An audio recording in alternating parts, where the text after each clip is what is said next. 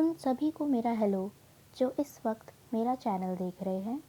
मैं आपको मेरे वीडियोस के माध्यम से हिंदी ग्रामर के अनेक टॉपिक्स को बहुत ही सरल तरीके से समझने में आपकी मदद करूंगी। मैं आशा करती हूँ कि मेरी ये मदद आपकी काम आएगी। आज का हमारा टॉपिक है भाषा, बोली, लिपि एवं व्याकरण। सबसे पहले हम यह जानते हैं कि भाषा होती क्या है। जब भी हमारे दिमाग में यह सवाल आता है कि भाषा होती क्या है, हम सबसे पहले ये सोचने लगते हैं कि हमने किताब में किस परिभाषा को पढ़ा था, जबकि इसका जवाब काफ़ी सरल है। जैसे भाषा है क्या? भाषा वह चीज़ है जिससे हम अपने विचारों का, यानी कि हम जो सोचते हैं उसका आदान प्रदान करते हैं। यानी कि हम जो भी सोचते हैं या कहना चाहते हैं, अपनी जो बात है हमारे मन में, जो हम अपने सामने वाले को बताते हैं, वही भाषा है। लेकिन जब कभी भी ऐसा कोई सवाल हमारे सामने आता है या कोई हमसे पूछता है कि भाषा क्या है, तो हम सीधे उस परिभाषा को याद करने की कोशिश करते हैं जो हमने किताबों में पढ़ा, जबकि इसका जवाब काफ़ी आसान है। भाषा क्या है? भाषा वह है जिससे कि हम अपने विचारों, सोच को दूसरों तक पहुंचाते हैं। इसका तरीका कौन कौन सा है? इसके 3 तरीके हैं। पहला मौखिक, दूसरा लिखित और तीसरा सांकेतिक। मौखिक, ये तो सबको पता ही है। मौखिक यानी कि मुंह से बोलकर हम ज़्यादातर अपनी बातों को दूसरों तक कैसे पहुंचाते हैं? कहकर पहुंचाते हैं। दूसरा लिखकर पहुंचाते हैं, है ना। अभी तो टेक्नोलॉजी इतनी बढ़ गई है कि हम फ़ोन में टेक्स्ट करके भेज देते हैं। लिख कर बताते हैं।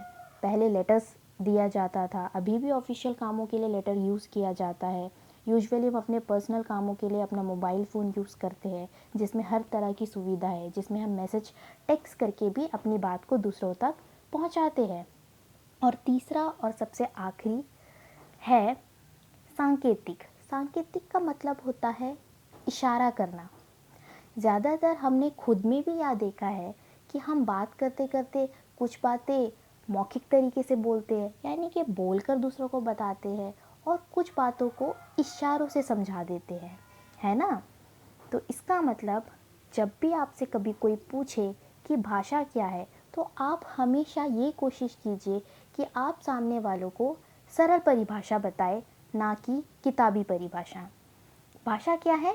भाषा वो है जिससे मैं या हम अपने विचारों को दूसरों तक बोलकर, लिखकर या इशारों से बताते हैं। ठीक है। अब अगर हम अपने किताबों में देखें तो वहाँ पे क्या परिभाषा दी हुई होती है? वहाँ पे जो परिभाषा दी होती है वो कुछ इस तरह होती है। भाषा हमारे भावों व विचारों को अभिव्यक्त करने का एक सशक्त माध्यम है।